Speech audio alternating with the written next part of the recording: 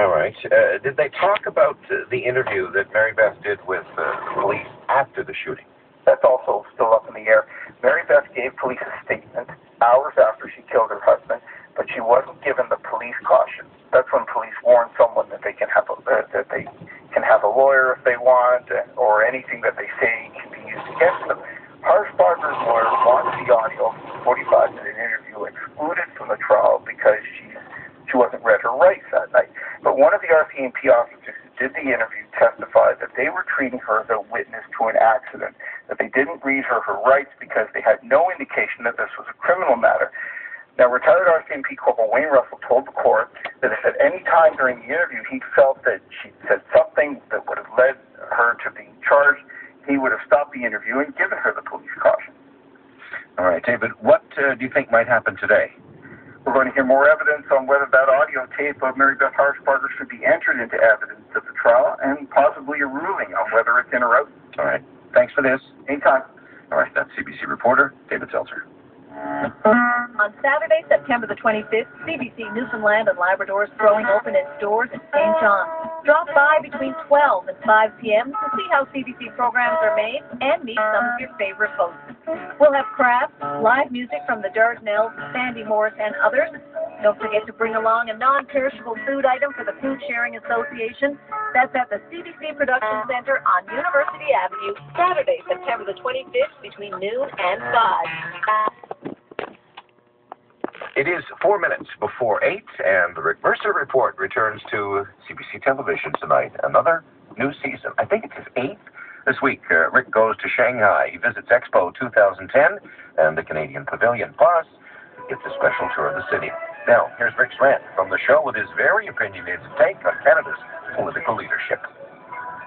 So Parliament opened yesterday. Now in show business, after opening night, that's when you sit back, you take stock, you figure out where we are going to go from here. And looking at this Parliament thus far, my guess is nowhere.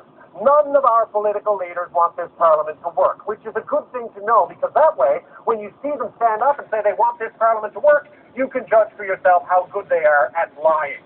And speaking of lying, can we please dispel some of the myths that are floating around out there? Can we please stop saying that Michael Ignatius' Liberal Express was a smashing success? Yes, we know. He got on a bus. He went from A to B. He shook some hands. He went to a picnic. He didn't screw up. To hear the Liberals talk about it, you'd swear he should be awarded the Victoria Cross. That's where the bar is for the Liberals right now. He got on a bus all by himself. Most of us did that in kindergarten. And after this summer, can we please finally stop saying Stephen Harper is a tactical genius? I mean, the guy disappeared for huge periods of time. At one point, he went 38 days without being seen in public or answering a single question.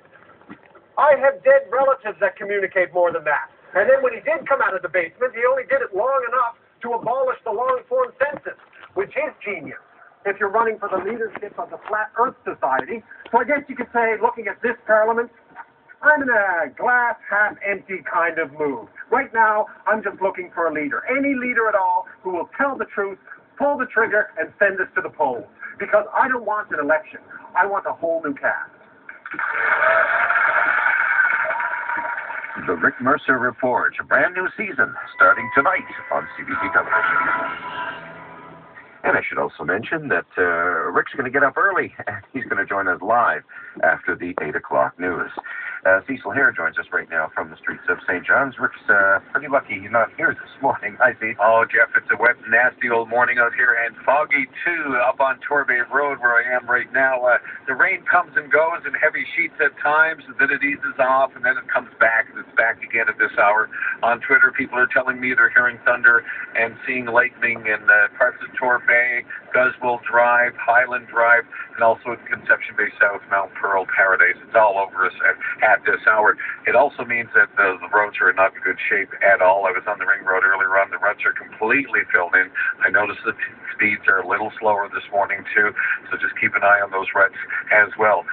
CBC listener called in earlier this morning to let us know that heavy rain on the TCH at Holyrood, out by Clarenville this morning near the 80 Town intersection, a foot or two of water. on a section of the Trans-Canada Highway. That's the type of morning it is. Drive safely, and there are a few cancellations at the airport this morning, and more are developing around the lunch hour, Jeff. All right, Cindy, I'll talk to you after the news. Sure.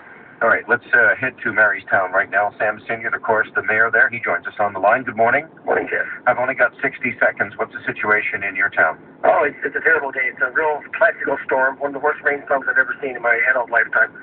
We have some road washouts. We've got some high flooding areas in public spaces. Our culverts are really not meant to carry this kind of storm off. I think so far we've received about 100 millimeters of rain, and we may receive another 100 and 120 millimeters of rain. So, you know, we were struggling to deal with a possible 220 millimeters of rain in a 24-hour period. Yeah, so I think that you've got all hands on deck trying to help folks out this morning. Everybody's on deck. Everybody's been on the go all night, actually.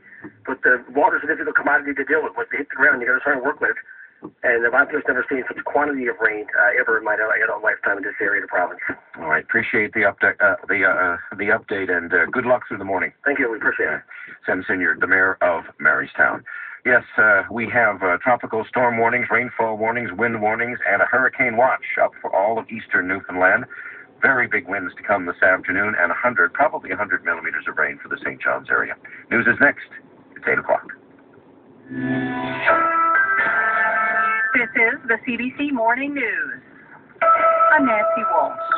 Igor is here. The hurricane began to hit the Burin Peninsula overnight. Now heavy rain and winds are slamming the Avalon Peninsula. The CBC's Lee Pitts is out in the middle of it. He's in St. John's right now. Lee, what's happening? Nancy, I'm in downtown St. John's at the moment on Water Street, and right now, a little bit of light rain, hardly any wind at all. And what a contrast to Bay Bull, just about 25 kilometers south of here. I just came back from there, and when I was there was heavy rain. The winds had picked up.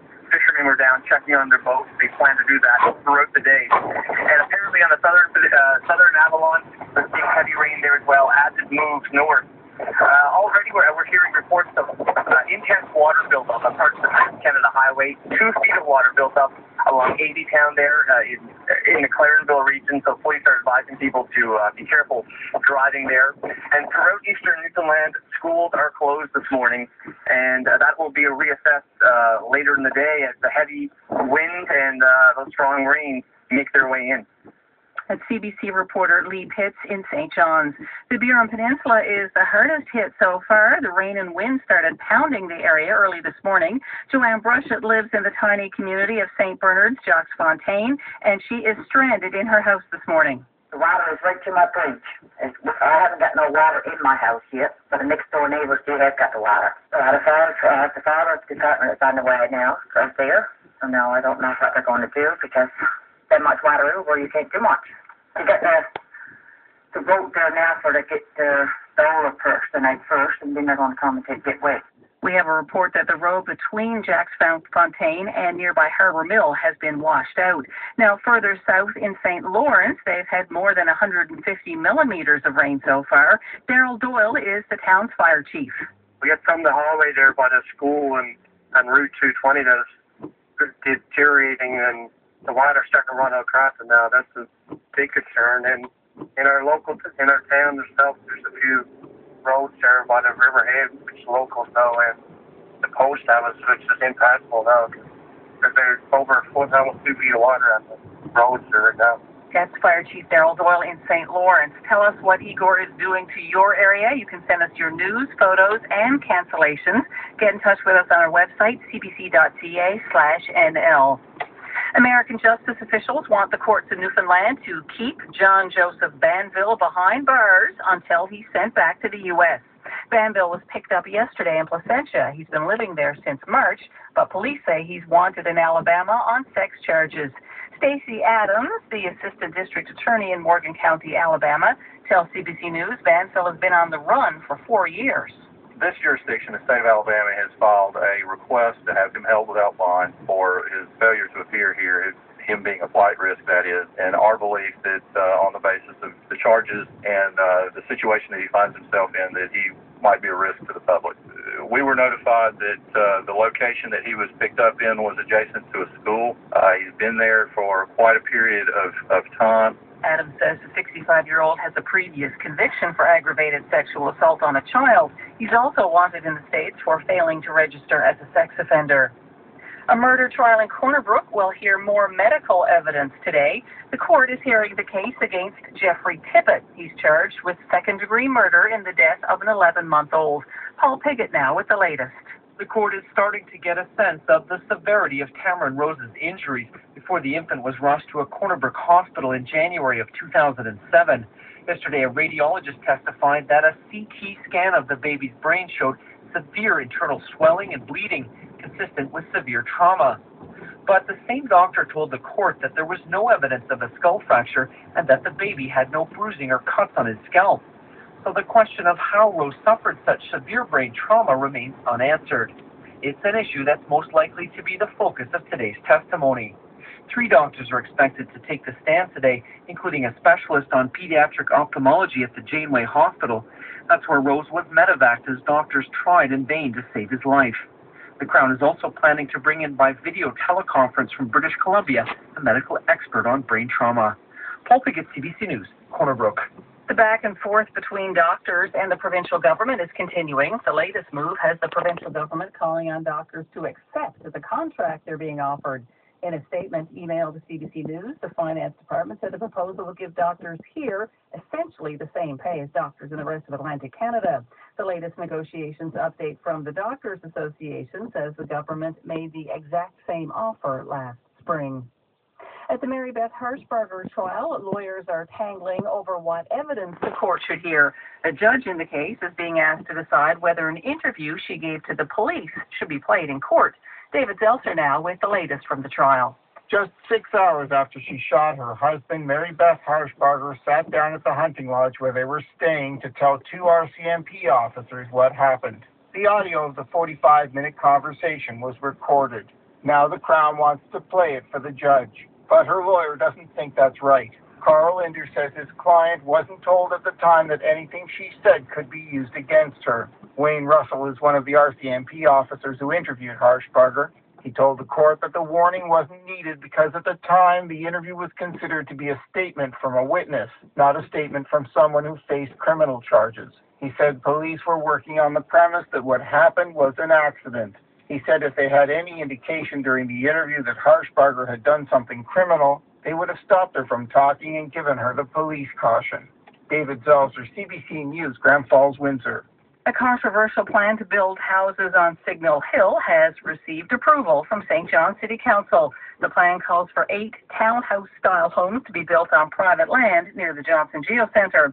The plan was approved by a vote of 7-2 yesterday evening. Councillor Sheila O'Leary opposed the development. I think there is a bottom line here, which is that Signal Hill, because of its national historic